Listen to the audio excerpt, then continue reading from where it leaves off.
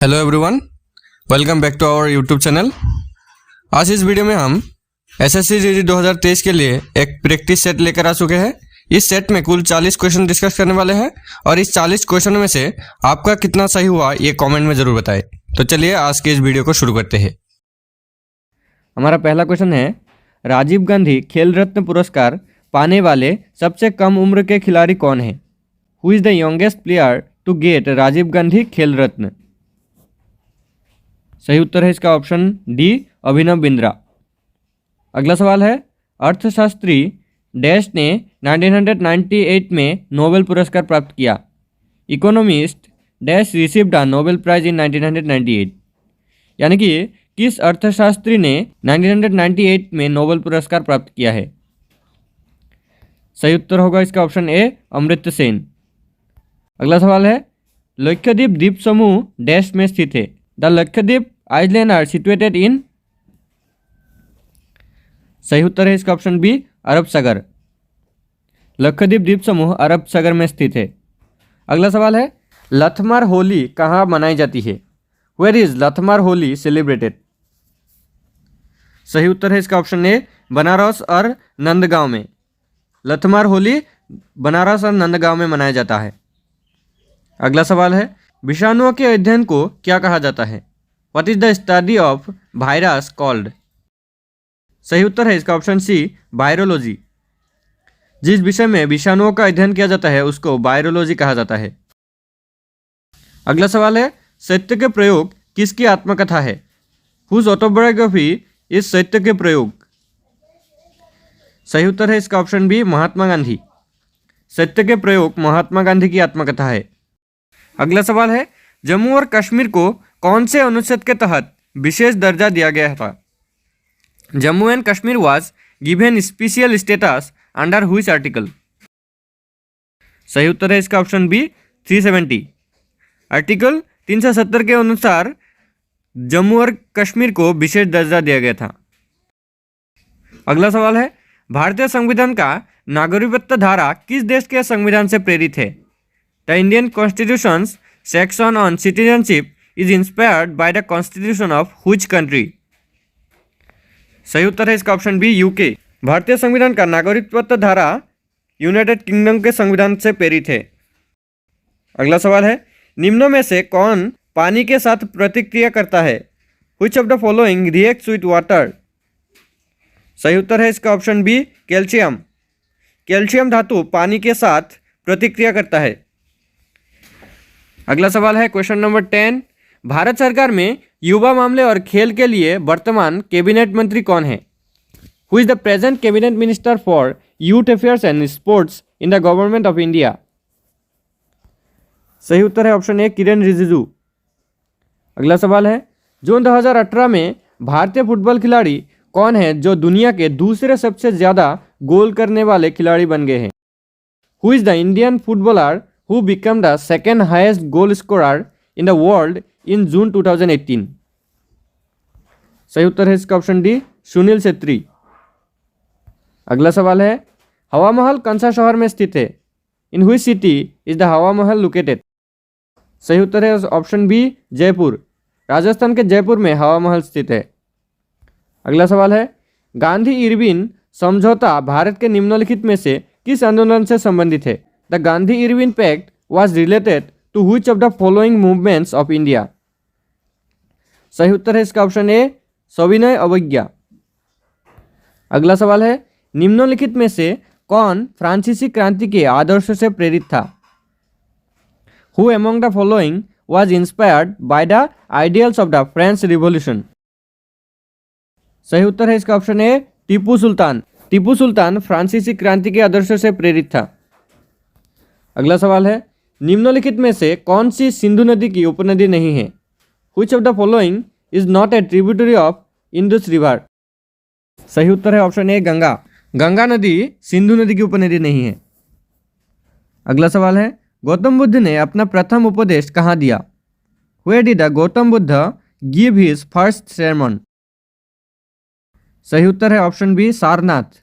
गौतम बुद्ध ने प्रथम उपदेश सारनाथ में दिया था। अगला सवाल है, निम्नलिखित में से कौन से राजा संघमित्रा और महेंद्र वर्मन के पिता थे? Which of the following kings was the father of Sanghamitra and Mahendra Varman? सही उत्तर है ऑप्शन सी अशोक। संघमित्रा और महेंद्र वर्मन के पिता थे अशोक। अगला सवाल है मौर्य वंश का अंतिम सम्राट कौन था? Who was the last emperor of Maurya dynasty? सही उत्तर है इसका ऑप्शन सी बृहदत्त। मौर्य वंश का अंतिम सम्राट था बृहदत्त। अगला सवाल है प्रसिद्ध चीनी यात्री हुएनसांग किसके शासनकाल में भारत में आया था? In whose reign did famous Chinese traveller Hiuen Tsang come to India? सही उत्तर है इसका ऑप्शन ए हर्षवर्धन। अगला सवाल है रणप्पा नृत्य कला का संबंध किस राज्य से है? Which state is Ranappa dance art related? सही उत्तर है इसका ऑप्शन सी उड़ीसा। रणप्पा नृत्य उड़ीसा से संबंधित है।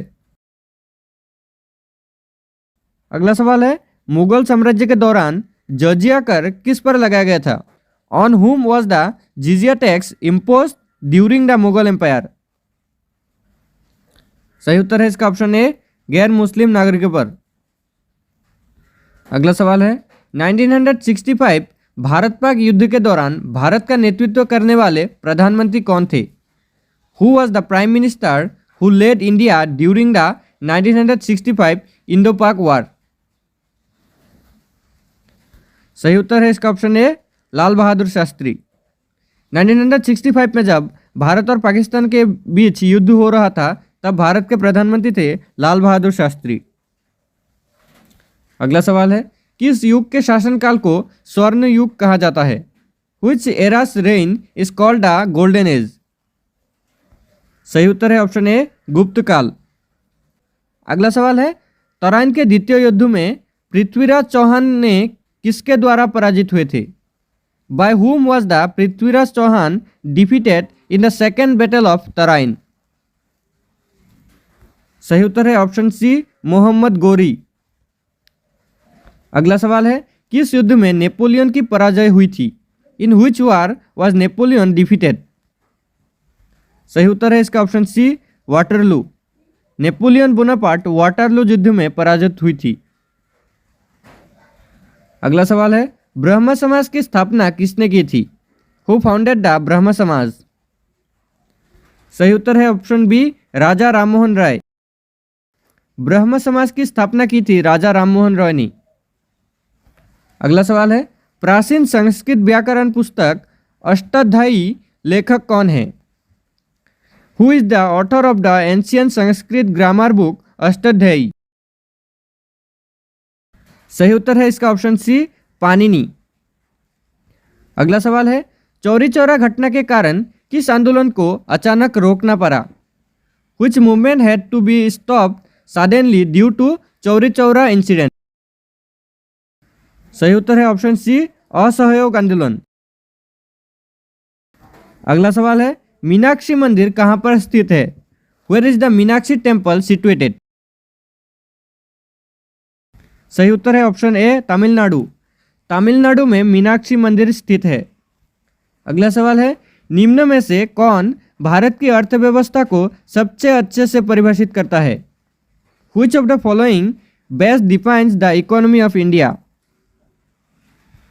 सही उत्तर है इसका ऑप्शन ए मिश्रित अर्थव्यवस्था। अगला सवाल है निम्न में से कौन एक प्राथमिक गतिविधि नहीं है? Which of the following is not a primary activity? सही उत्तर है इसका ऑप्शन बी निर्माण। निर्माण कार्य एक प्राथमिक गतिविधि नहीं है। अगला सवाल है आर्थिक गतिविधियों के आधार पर भारतीय अर्थव्यवस्था में कितने क्षेत्र है? How many sectors are there in the Indian economy on the basis of economic activities? सही उत्तर है ऑप्शन बी 3। आर्थिक गतिविधियों के आधार पर भारतीय अर्थव्यवस्था में 3 क्षेत्र है। अगला सवाल है निम्न में से कौन एक पूंजीगत वस्तु नहीं है? Which of the following is not a capital good? सही उत्तर है ऑप्शन बी भोजन और वस्त्र। अगला सवाल है भारत में ताजे पानी की सबसे बड़ी झील कौन सा है? Which is the largest fresh water lake in India? सही उत्तर है ऑप्शन सी, बुलर झील। अगला सवाल है, दक्षिण भारत में नीलगिरी पहाड़ियों के दक्षिण छोर पर स्थित पास को किस नाम से जाने जाते हैं? By what name is the pass located at the southern end of the Nilgiri hills in south India known as? सही उत्तर है इसका ऑप्शन ए, पलक्कड़ दरिया। अगला सवाल है, भारत में किस नदी को यारलुंग जंगबो के नाम से भी जाना जाता है? Which river is known as the Yarlung Jangbo in India? सही उत्तर है इसका ऑप्शन सी, ब्रह्मपुत्र। अगला सवाल है, सवाल परियोजना किस नदी पर है? Salal project is on which river? सही उत्तर है इसका ऑप्शन ए, चीनाब। सालाल परियोजना चीनाब नदी के ऊपर है। अगला सवाल है, भारतीय कृषि का प्रमुख प्रकार क्या है? What is the main type of Indian agriculture? सही उत्तर है ऑप्शन डी, निर्वाह कृषि। भारतीय कृषि का प्रमुख प्रकार है निर्वाह कृषि। अगला सवाल है, रेड क्लिफ रेखा किन दो देशों के बीच की सीमा है? Radcliffe line is the border of which two countries? सही उत्तर है ऑप्शन ए, भारत और पाकिस्तान। अगला सवाल है, भारत में वन आच्छादन का सबसे बड़ा क्षेत्र है? The largest area of the forest cover in India is? सही उत्तर है ऑप्शन सी, मध्य प्रदेश।